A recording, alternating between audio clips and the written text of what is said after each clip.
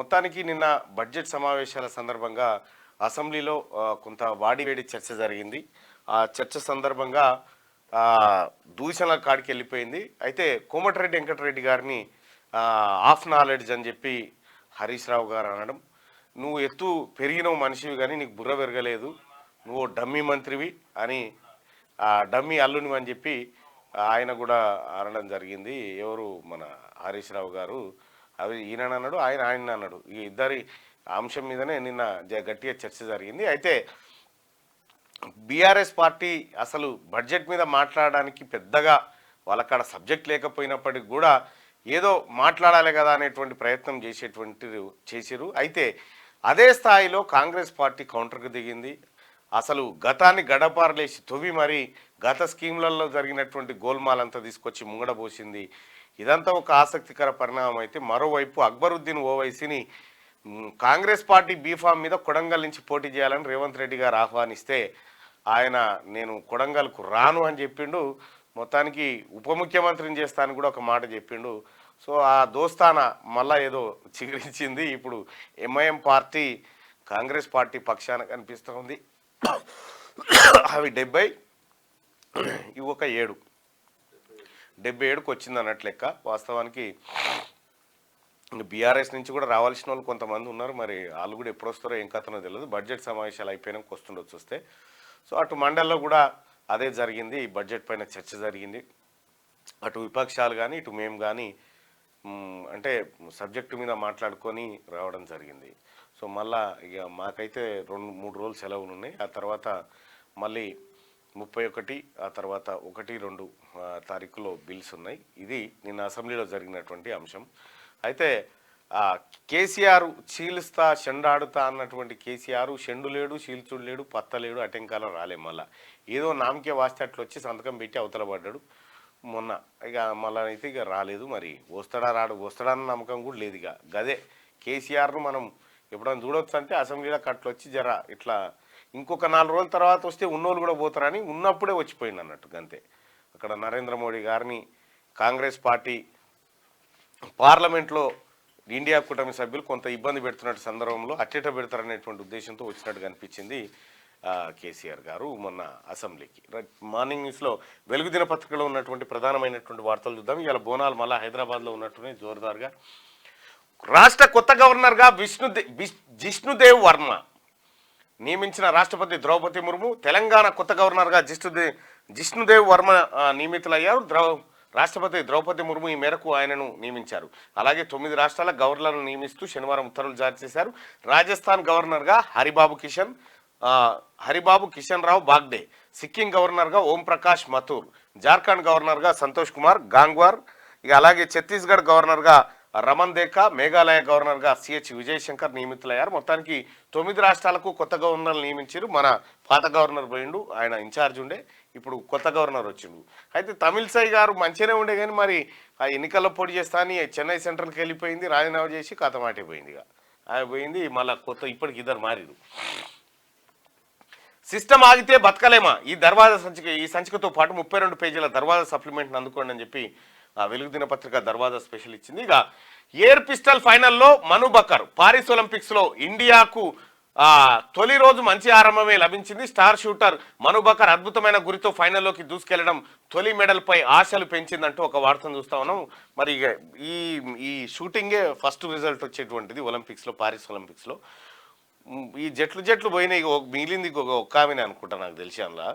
Sir మరి ఎంతవరకు medal వస్తుంది ఏం కథ అనేది పక్కకు పెడితే, ఇండియా నుంచి పోయినటువంటి ఈ 140-150 కోట్ల మంది జనాభాలా, 140 కోట్ల మంది జనాభాలా మనకు ఒలింపిక్ క్రీడాకారుడు దొరకలేడు. షూటింగ్ విషయంలో ఈ షూటింగ్ ఏదైతే ఎయిర్ రైఫిల్ షూటింగ్ మంచి వాళ్ళు ఉన్నారు. బాలకృష్ణ అప్పుడు ఎట్లా కాల్చిండు షూటి చూసి, ఎవరిని ఏం పేరు ఆయన పేరు, బెల్లంకొండ సురేష్ సూటి పెట్టి కాల్చిండు. అటువంటి షూటర్లను నిష్పెట్టి ఉత్తులను పంపితే యాడికేలు వస్తాయి ఈ ఒలింపిక్స్లా ఏం కథ?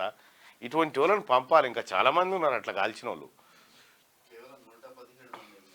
117 మంది పోయారు. ఇక వచ్చేటి ఎన్నో పోయినసారంటే అదేందో జావలింగ్ త్రో వేస్తే ఆయనకు వచ్చింది. కానీ మరి ఇప్పుడు హర్యానాకే ఎక్కువ వస్తాయి అని చెప్పి వాళ్ళు మీద అనుకుంటా ఉన్నారు. క్రీడారంగం పూర్తిగా దెబ్బతిన్న దేశంలో క్రీడా వ్యవస్థనే లేదు. అసలు ఆటలు ఎక్కడి స్కూల్లో పంటి ఆటలు ఏమన్నా ఒకప్పుడు ఉండే ఆటలు అంటే 15 ఆగస్టు వస్తే జట్లు అయిపోయి ఆటలు పెట్టేది, ఆటలు ఆడేది, కనీసం టోర్నమెంట్లు ఉండేది, మండల స్థాయి ఉండేది, జిల్లా స్థాయి ఉండేది. ఇట్లా ఆటల పోటీలు, పీఈటీలు ఆ కళ వేరుంటుండే. స్పోర్ట్స్దే సపరేట్ వ్యవహారం. ఇప్పుడు ఆట లేదు, ఏమీ లేదు. సుకూన్కి వచ్చిరు జనం. ఏం అవి పోయిన తర్వాత వచ్చిన పత్తాలాట ఒకటే.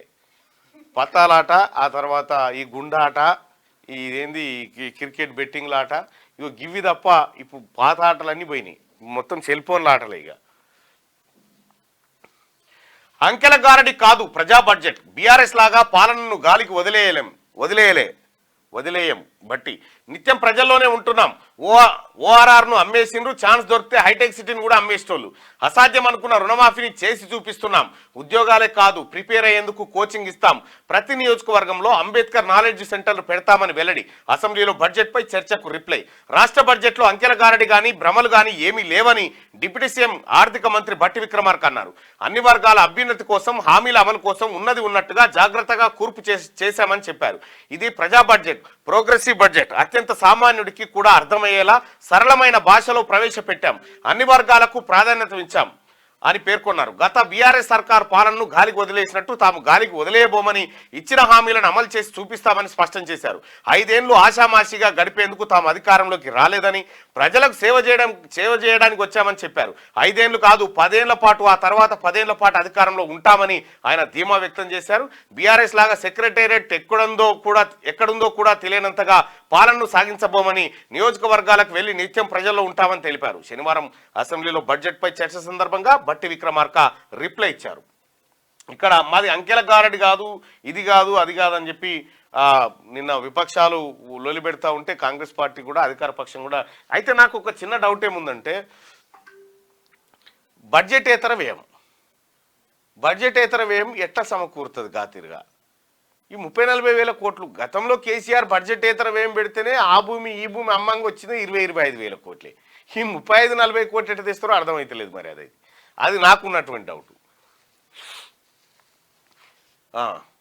మోటార్లకు మీటర్లు పెడతామని ఒప్పుకున్నది మీరే. బీఆర్ఎస్ దుర్మార్గపు ఒప్పందాలతోనే విద్యుత్ సంస్థల మెడపై కత్తి. సీఎం రేవంత్ విధి లేని పరిస్థితిలో స్మార్ట్ మీటర్లు పెట్టాల్సిన దుస్థితి. అప్పుల లెక్క చెప్పిన హరీష్ భూములు అమ్మిన లెక్కలు ఎందుకు చెప్పలేదు? అబద్ధాలు చెప్పుట్ల ఆయనను మించిన వాళ్ళు లేరు. బతుకమ్మ చీరలు, గొర్రెల పంపిణీ, కేసీఆర్ కిట్ పథకాలపై విచారణకు సిద్ధమా అని సవాల్. అసెంబ్లీలో సీఎం రేవంత్, హరీష్ రావు మధ్య వాడి వేడి చర్చ. వ్యవసాయ మోటార్లకు మీటర్లు పెడతామని ఒప్పుకున్నది గత బీఆర్ఎస్ ప్రభుత్వమేనని సీఎం రేవంత్ రెడ్డి తెలిపారు. దీనికి సంబంధించి 2017లోనే కేంద్ర ప్రభుత్వంతో ఒప్పందం చేసుకుందని చెప్పారు. కేంద్రంతో నాటి బీఆర్ఎస్ సర్కార్ చేసుకున్న దుర్మార్గపు ఒప్పందాల వల్ల విద్యుత్ సంస్థల మెడ మీద కత్తి వేలాడుతున్నదని అన్నారు. ఒప్పందాలు అమలు చేయకపోతే కేంద్రం చర్యలు తీసుకుంటుందని, దీంతో విధిలేక మోటార్లకు స్మార్ట్ మీటర్లు పెట్టాల్సిన పరిస్థితి వచ్చిందని పేర్కొన్నారంటూ ఒక వార్త. అయితే గతంలో నరేంద్ర మోడీ గారి ప్రభుత్వం ఏం చేసిందంటే, కేసీఆర్ అప్పు కావాలని పోయిండు. అప్పు కావాలని పోతే అప్పిస్తాం, కానీ విద్యుత్ ఎంత, నువ్వు డిస్కంలను మోసం చేస్తా ఉన్నావు, విద్యుత్ ఎంత కాలుస్తా ఉన్నావు, ఎంత నువ్వు విద్యుత్ డిస్కంలకు కట్టాలి, ఏం కథ, ఈ లెక్క చెప్పు. లెక్క కావాలంటే నీకు అప్పు కావాలంటే ఇస్తాం, కానీ ఎఫ్ఆర్బిఎం 0.5% పెంచుతాం, ఓకే, కానీ ఏం చేయాలి, నువ్వు మోటార్లకు మీటర్లు పెడతా సార్ అని చెప్పి సంతకం పెట్టించిండు కేసీఆర్. అట్లే పెడతా సార్ అన్నాడు. మళ్ళీ యాదాద్రి కాడికి జనగా కాడికి వచ్చి నా తల దిగిపడ్డా మోటార్లు పెట్టనియా అని చెప్పాడు. మొత్తం డ్యూయల్ సిమ్ కేసీఆర్ది అప్పట్లో. ఆ రోజు నేను సుదర్శన కదా, ఆ కాగితం కూడా చూపించినాం. ఈయన ఒప్పుకొచ్చిన సంతకాలు ఇవన్నీ చూపించినాం కదా. సేమ్ అదే దాన్ని నిన్న ముఖ్యమంత్రి రేవంత్ రెడ్డి గారు సభలో చూపించారు. జనం శిక్షించిన తర్వాత కూడా ఇంకా అవే అబద్ధాలు, ఊకదంపుడు ఉపన్యాసాలతో మభ్యపెట్టాలని చూస్తే ప్రజలేం అమాయకులు కాదు. అసెంబ్లీ ఎన్నికల్లో లెక్క తేల్చారు. ఆ లెక్కలతోని సరిపోలేదని ఇట్లనే తొండి లెక్కలు చెప్తే పార్లమెంట్ ఎన్నికల్లో గుండు సున్నా ఇచ్చారు. అయినా బీఆర్ఎస్ ఆలోచన విధానం మారలేదు. ఇలా ఊకదంపుడు ఉపన్యాసాలు, తప్పుడు ప్రచారానికి అసెంబ్లీని వేదిక చేసుకోవడం కరెక్ట్ కాదని చెప్పి సీఎం రేవంత్ రెడ్డి అంటే, ఇక వ్యవసాయ మీటర్లకు సంబంధించి వ్యవసాయ మోటార్లకు మీటర్లు పెడతామని ఒప్పుకున్నది గత బీఆర్ఎస్ ప్రభుత్వమేనని సీఎం రేవంత్ రెడ్డి తెలిపారు. దీనికి సంబంధించి 2017లోనే కేంద్ర ప్రభుత్వంతో ఒప్పందం చేసుకుందని చెప్పారు. కేంద్రంతో నాటి బీఆర్ఎస్ సర్కార్ చేసుకున్న దుర్మార్గపు ఒప్పందాల వల్ల విద్యుత్ సంస్థల మెడ మీద కత్తి వేలాడుతున్నదని అన్నారు. ఒప్పందాలు అమలు చేయకపోతే కేంద్రం చర్యలు తీసుకుంటుందని, దీంతో విధిలేక మోటార్లకు స్మార్ట్ మీటర్లు పెట్టాల్సిన పరిస్థితి వచ్చిందని చెప్పి నిన్న అసెంబ్లీలో పేర్కొన్నారు. కేసీఆర్ మోబ్ చేసిన కుందరమే అది. కార్పొరేషన్ చైర్మన్కు ఆసరాపించినట్టు. బీఆర్ఎస్ హయాంలో వికలాంగుల కార్పొరేషన్ మాజీ చైర్మన్ వాసుదేవరెడ్డి 6 ఏళ్ల పాటు ఆసరా పెన్షన్ తీసుకున్నట్టు తేలిందట. కార్పొరేషన్ చైర్మన్గా సర్కార్ నుంచి లక్షకు పైగా జీతం, కారు, ఇతర అలవెన్సులు పొందుతూ పెన్షన్ కూడా తీసుకోవడం విమర్శలు వస్తున్నాయట. వాసుదేవరెడ్డి గారు బీఆర్ఎస్ పార్టీ హయాంలో కార్పొరేషన్ చైర్మన్గా ఉండి పెన్షన్ తీసుకున్నట. చాలా ఆరోపణలు ఉన్నాయి దాని మీద. గవర్నమెంట్ నౌకరుండి పింఛన్ వేయరు, మరి గవర్నమెంట్ నుంచి జీతం తీసుకొని మళ్ళీ పింఛన్ తీసుకున్నట. ఇట్లుంటుంది కేసీఆర్ కథ. అమెరికా అధ్యక్ష అభ్యర్థిగా కమలా హారిస్ డెమోక్రాటిక్ పార్టీ నుంచి అభ్యర్థిత్వం కోసం నామినేషన్. కమలా ఎంట్రీతో తాజా సర్వేలో ట్రంప్కు తగ్గిన ఆధిక్యం. వైస్ ప్రెసిడెంట్గా కమలా ఫెయిల్ అయిందంటున్న ట్రంప్ అంటూ ఒక వార్త. కమలా హారిస్ అక్కడ బైడెన్ తప్పుకోవడంతో కమలా హారిస్ తెరపైకి వచ్చింది. ఆమె ఇప్పుడు డెమోక్రాటిక్ పార్టీ అభ్యర్థిగా పోటీ చేయబోతా ఉన్నారు. చీల్చి చెండాడుతానని అసెంబ్లీకి డుమ్మ. కేసీఆర్ మాటలు నమ్ముతారన్న. ఈ చీల్చుడు లేదు, చెండాడు లేదు, అంతుట్టిదే కథ, డంబాచారం. ఒక్కరోజు మురిపెంగా కేసీఆర్ తీరు. శనివారం సభలో కనిపించని ప్రతిపక్ష నేత. ఎన్నికల్లో ఓడిపోయినాక గురువారం తొలిసారి సభకు హాజరు. ఆయన మాటలు విని ఇక రెగ్యులర్గా వస్తారనుకున్న బీఆర్ఎస్ నేతలు తీరా అసెంబ్లీకి రాని గులాబీ బాస్. అధికార పక్షానికి సమాధానం చెప్పలేక ఇబ్బంది పడ్డ హరీష్ అంటూ ఇక రాడు కేసీఆర్. నాకు తెలిసి మళ్ళా ఇంకొక 6 నెలలకు మళ్ళీ సభ పెట్టినప్పుడు ఇట్లా వచ్చి దీని సంగతి ఏందో తేలుస్తా అని సంతకం పెట్టి వెళ్ళిపోతాడు గంతే. ముఖం ఎక్కడదా? ఇప్పుడు సభలో జరిగే చర్చకు ప్రతిదాని కేసీఆరే కదా కర్మ, కర్త, క్రియ. సమాధానం చెప్పుకోవాల్సి వస్తుందని వెళ్ళిపోయాడు. ఇక అమర్నాథ్ యాత్రపై దాడికి ఐఎస్ఐ కుట్ర. అమర్నాథ్ యాత్రపై దాడికి ఖలిస్తానీ టెర్రర్ గ్రూప్తో కలిసి పాక్ ఐఏఎస్ కుట్ర పన్నుతున్నదని ఇంటెలిజెన్స్ ఏజెన్సీ అధికారులు తెలిపారు. యాత్రకు వచ్చే భక్తులు పంజాబ్, ఢిల్లీలోని బీజేపీ నేతలు లక్ష్యంగా చేసుకున్నారని ఆయన చెప్పారు. ఇక నీతి ఆయోగ్ మీటింగ్కు విపక్షాలు దూరం. బడ్జెట్లో వివక్ష చూపారంటూ 8 రాష్ట్రాల సీఎంల బైకాట్. రాష్ట్రానికి నిధులు కేటాయించలేదని మీటింగ్కు వెళ్లని తెలంగాణ సీఎం, తమకు అన్యాయం జరిగిందంటూ కేరళ, తమిళనాడు, కర్ణాటక సీఎంల గైర్హాజరు. వీరి బాటలోనే పంజాబ్, హిమాచల్ ప్రదేశ్, జార్ఖండ్ ముఖ్యమంత్రులు. వెస్ట్ బెంగాల్ సీఎం మమతా హాజరు, మైక్ కట్ చేశారని వాకౌట్ చేసి వెళ్ళిపోయిందట. ఇది నీతి ఆయోగ్ మీటింగ్ కాదు, ఎన్డీఏ కూటమి పక్షాల మీటింగ్ లెక్క అయిపోయింది నిన్న. 2047 నాటికి అభివృద్ధి చెందిన భారత్, ఇది ప్రతి భారతీయుడి ఆశయం. ప్రధాని మోడీ వికసిత భారత్ సాధనలో రాష్ట్రాలకు కీలక పాత్ర. అంతర్జాతీయ పెట్టుబడుల కోసం పాలసీలు రూపొందించాలి. మోదీ అధ్యక్షతన నీతి ఆయోగ్ 9వ గవర్నింగ్ కౌన్సిల్ సమావేశం జరిగిందట. 2047 నాటికి అభివృద్ధి చెందిన భారత్గా మన గతంలో చిన్నప్పుడు కూడా చూసినాం. ఏది 90sలో కూడా 2020, 2000 ఇక అప్పటికే దేశం మొత్తం మారిపోతుంది అనేటువంటి ఏం మారాయి.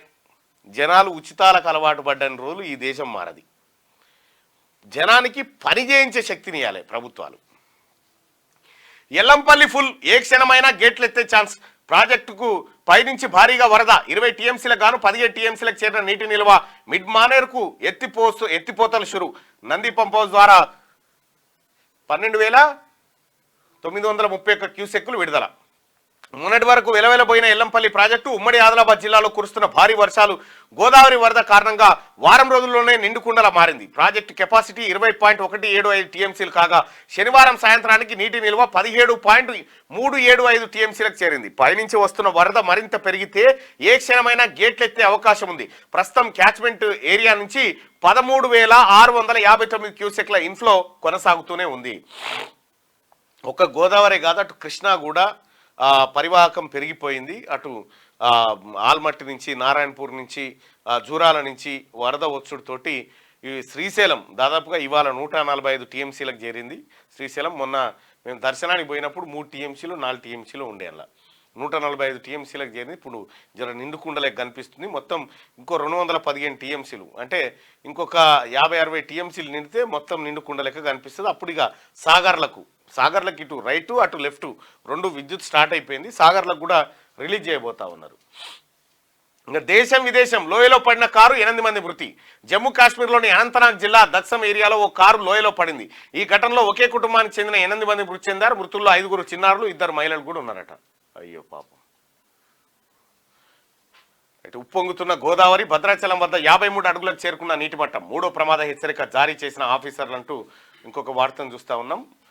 మొత్తానికి వర్షాలు పుట్టుకున్న పడకపోతే ఇవి కాంగ్రెస్ వాళ్ళ పాపమేనా, వాళ్ళు వచ్చారు కాబట్టి పర్లేదు. అందరూ ఇవి పడ్డాయి, నిండుకుండ లెక్క అయినాయి కాబట్టి ఇప్పుడు ఏమంటలేరు. కానీ లేకపోతే ఎంత ప్రమాదం, ఎంత బట్టగాలు చేద్దరో, ఎంత మీద నూకేద్దరో. ఇది వెలుగు దినపత్రికలో ఉన్నటువంటి వార్తలు. దయచేసి మార్నింగ్ న్యూస్ చూస్తున్నటువంటి మిత్రులారా ఈ లైక్ బటన్ని దయచేసి ఒక్క క్షణం ఈ లైక్ బటన్ పైన క్లిక్ చేయాల్సిందిగా మీ అందరు రిక్వెస్ట్ చేస్తూ ఉన్నా. ఒక్క నిమిషం ఈ లైక్ కోసం షేర్ కోసం క్లిక్ చేయండి.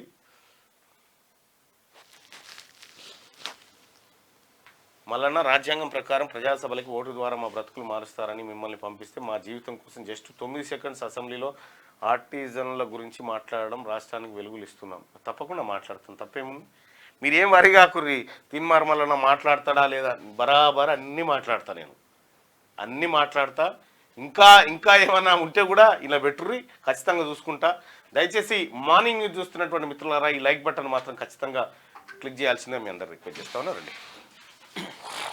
నేను ఒక పోల్ పెడతా. థ్యాంక్ యూ అన్న. ఇక ఆంధ్రజ్యోతి చూద్దాం.